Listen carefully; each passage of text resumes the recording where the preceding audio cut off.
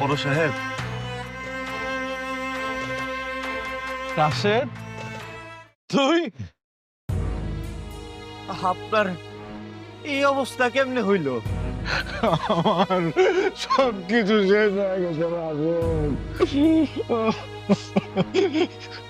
তোর বড় ভাবি আর নাই রে ভাই, বাড়ি ঘর সম্পত্তি সবকিছু নিলামে উঠছে, সব হারাইয়া আজকে আমি পথের ফকির। বড় সাহেব, একটা কথা কই, আপনার এই অবস্থার জন্য দায়ী আপনার ওই নিমক হারাম দুই ভাই। সবকিছু হ্যাগো করা। আমি আপনার বাড়িতে গেছিলাম, গিয়া নিজ কানে সবকিছু শুনছি, নিজ চোখে সবকিছু দেখাইছি। হেরা হ্যাগো স্বার্থের লেগে আপনার ফ্যাক্টরিতে আগুন লাগাই দিছিল। আবার ওই যে লোকজন ভাড়া কইরাই না ব্যাংকের লোক সাজা অর্থ সম্পদ যা কিছু